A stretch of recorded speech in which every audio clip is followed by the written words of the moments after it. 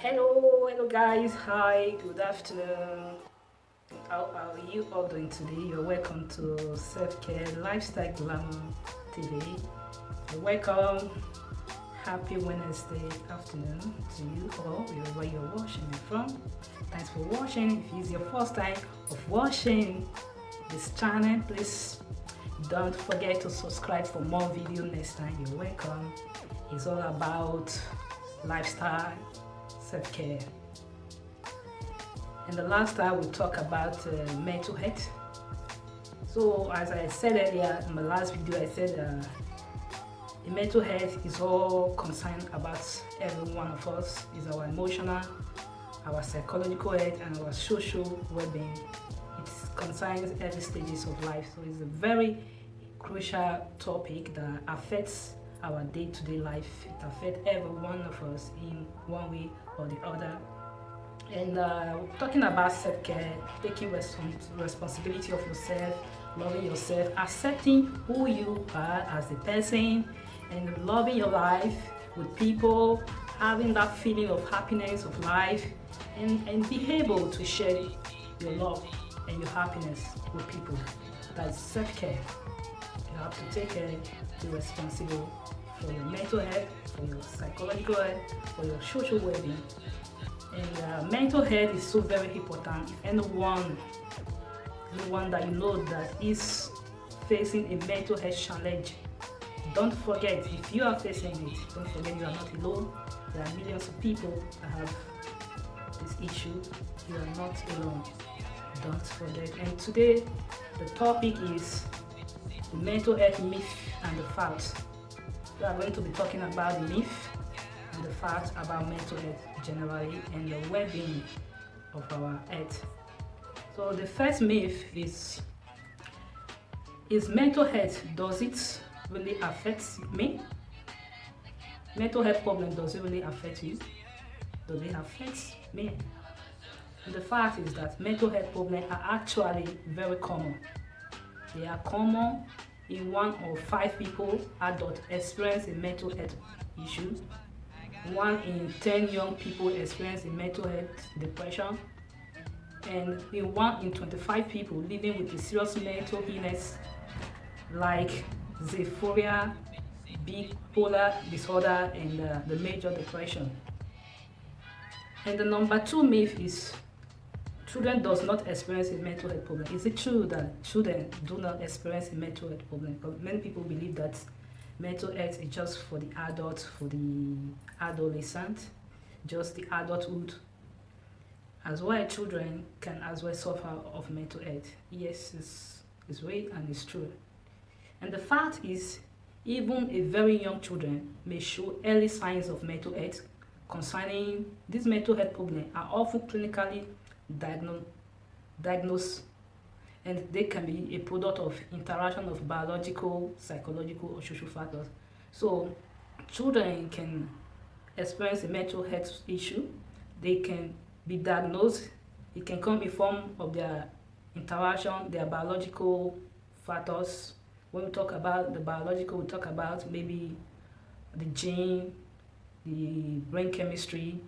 We talk about the physiological factors, it can as well affect them, and the social factors with their peers or how they relate to the place they belong. So number 3 myth is people with mental health problem are violent and they are unpredictable. Is it true that people with mental health problem, they are violent and they are predictable? This some of the myths that people believe that people having mental health issues are so violent and they are predictable. And the fact is, the vast majority of people with mental health problems are more likely to be violent. Yes, they are more likely to be violent. Anyone else, most people with mental health issues are not violently only. And the research, the statistics that show that 3% and 5% of violent act can be attributed to individuals living with a serious mental health issue. In fact, people with severe mental health illness over 10 times more likely to be victim of violent crime than the general public. Yes, we can see that with the with the statistic that people with mental health issues, these are, you have to know that this mental health issue is something very important. People are likely to be violent. They are likely to commit crime as a result of the depression, as a result of the trauma, as a result of the injury, as a result of whatsoever thing that make them to be in that situation. So number 4 myth is people with mental health need, even those who are managing their mental illness, cannot tolerate the stress of holding down a job. Yes, they cannot tolerate that. And the fact now is people with mental health issues are just like productive like any other people. The employers who hear people with a mental health problem reported good attendance, punctuality, as well as motivation, good work, and job tenures with other great other employees. So we are saying that people with mental health issues, the fact that they can be very productive like any other people without no mental health illness. They can be productive, they can be very good and motivated in their various ways of the activities they engage in. And number 5 myth is personality weakness or characters, flaws causes a mental health problem. People with a mental health problem can snap out of it if they try hard. There is no hope for people with a mental health problem. Once a friend or a family member develops a mental problem, he or she will never recover. Is it true that anyone that develops a mental health issue cannot recover? And let's see what the fact. A study shows that people with a mental health problem get better many times recovering completely. Recovery refers to the process in which these people are able to live, work, learn, and participate in their communities. These are more treatable service, community support than ever before they work. So the studies that show that people with mental health issue can recover and they can get back themselves. They recover fast with the help of their community, with the help of people, with the help of the group they belong, with the help of people very close to them. It is possible everyone can recover from mental health. As I said in my last video, that I myself, I experienced a mental health depression some years ago, but I recovered from it by the help of so many things that I was doing. I follow up and I make the research, and it helped me to recover. And I realized that when you have that issue, don't just sit and say it's not a problem. It can degrade to other health issues. It's very dangerous when you don't speak out. It's very dangerous when you don't want to care about it, you overlook it. You don't have to do that. You have to speak out because you are not alone in it. If you are facing it, if you're having that challenge, there are many people that also have the issue. You have to share your feeling, you have to share your pain, your stress, so that it will help you to recover and free yourself from the depression. So number 6 myth, therapy and self-help are a waste of time. Why bother? You just have to take a pill.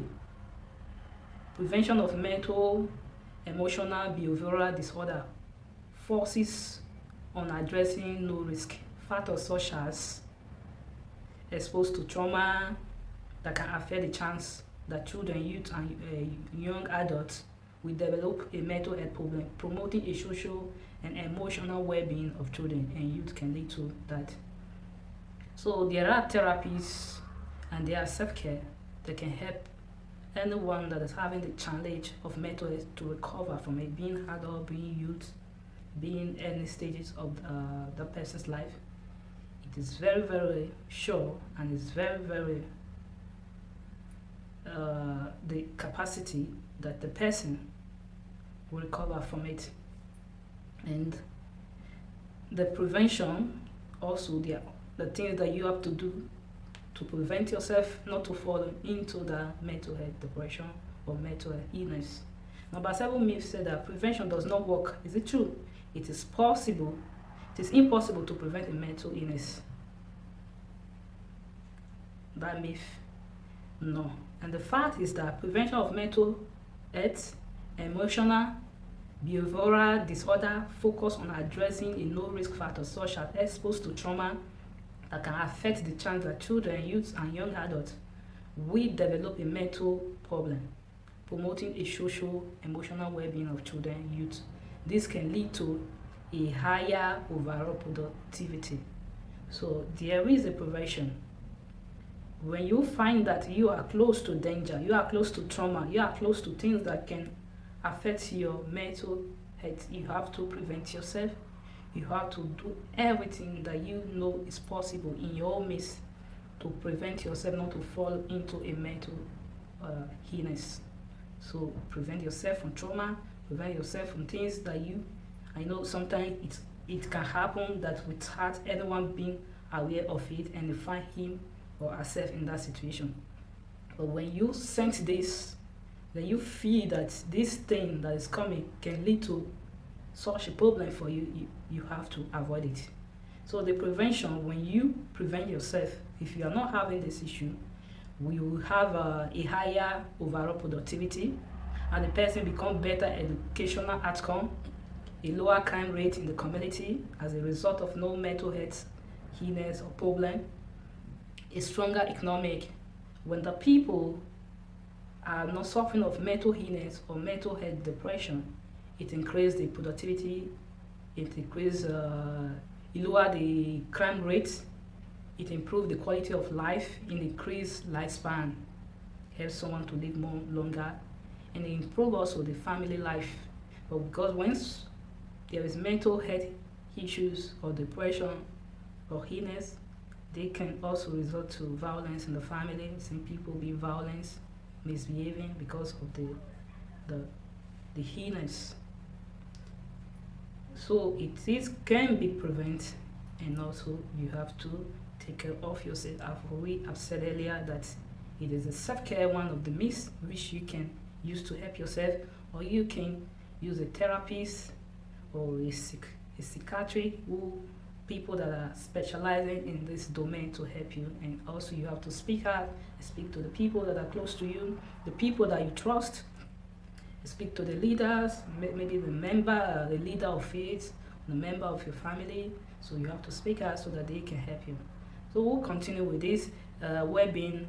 So well-being, what is well-being? Your well-being can include your positive emotion, your mood, your contentment, your happiness, the absence of negative emotion, depression, anxiety, satisfaction with life, fulfillment, positive functioning in a simple tense. Well-being can be described as judging life, positivity, and feeling good. That is well-being for you. When you are feeling positively and judging all areas of your life without no emotional depression, psychological depression, contentment, you are happy. Generally, this makes you that you have a well-being life that is good. For public health purpose, physical well-being, like feeling very healthy, full of energy, is also a view as a critical to all overall well-being. A research of different disciplines have been examined from different aspects of well-being. It includes the 4 vegan 35, 38, 39, 40, 41, and 46. These were the research that we made that we have that they said that we have our physical well-being, our economical well-being, and social well-being, development and activities, emotional well-being, psychological well-being, life satisfaction, domain-specific satisfaction, engaging in activities and work. So these are areas that affect if individual can be okay in all this ratification, in his physical well-being, in his social well-being, in his emotional well-being, in his psychological, his lifespan, his satisfaction of his work, is he satisfied with his activity, are you satisfied with your work? When you are able to have all this, that means that you have a stable well-being, that you have a life that is okay. I know it's not easy to have all this, because one of the 2 things I always believe in a world that is full of everyday stress. You're going out and coming back. There's so many things that might stress people every day. So well-being is so very important for the public health. Well-being integrates mental health, your mind, your physical body, in a more holistic approach to disease. It prevents health promotion. So when you have a good well-being, it can your prevent you from falling easily into diseases or illness. Your well-being is a valid population of outcome measure beyond mobility and economic status. Tells us that people perceive their life is going from their own perspective. So people perceive their life in their own perspective, and the ratio was 1, 2, 3 to 5. How will you say within 1 to 5 that you will give yourself that you have a stable well-being in your life, that you are okay? Is it 1, is it 2, is it 3, is it 4 or 5? Which one will you choose out of everything that we named earlier? And the well-being is an outcome that is meaningful to the public. In advanced psychology, neuroscience measure, the theory suggests that well-being can be measured with some degree of accuracy of 2 to 7. These were the research that we've been brought out from cross-sectional, longitudinal, and experience. Study shows that the well-being is associated with 1.8 self-headiness, longevity, healthy behavior, mental and physical illness, social connectiveness, productivity. So all these are areas of different aspects of well-being. The factors in the physical and the social environment. So we have the social well-being that also affect our factors, our environment. Well-being can be provide a common metric that help policymaker shape and compare the different effects of life. So we can see that well-being is so very important to our country, our family, our community, our job, our entire life, our mental health, so very essential to every part of life. So there are so many research that were done on this, and they also find that it supports the view of negative affect the component of well-being as strongly as associated with neurocriticism. The positive effects have a similar association with extraversion of 5.16. The research also supports that the view that positive emotion, central a component of well-being, are not merely the opposite of negative emotion, but independent dimensions of mental health that can and should be fostered. And though a sustainable proportion of the variance in the well-being can be attributed to irritable factors of 26.27 environmental factors, it plays an equally, if not more important role. So we can see that our environmental factors, our social factors, all these dimensions has to do with our own mental health, our well-being. It affects every aspect of life. So guys, if you have any question concerning this topic, down below, do leave your comment and we will share together, and we'll continue from this place next time. We'll continue to talk about health, and this channel is all about self-care, it's all about health, it's all about our life. And it's very important that we take very good care of our mental health, because it has a long way of taking us in life. It has a long way of supporting us. It has a very long way of making us to be productive in every aspect of life. So it's very important that you don't forget to take very good care of yourself and love yourself first. Appreciate who you are and share the love also with other people. When you are able to take care of yourself, then you can as well be able to take care of your people around you. So don't forget to take care of yourself. It's very important. Thank you very much for watching this video. And before you go, don't also forget to click the button, subscribe to this channel for more video for next time. Thank you very much for watching, and do have a beautiful day. Bye bye. Thank you for watching.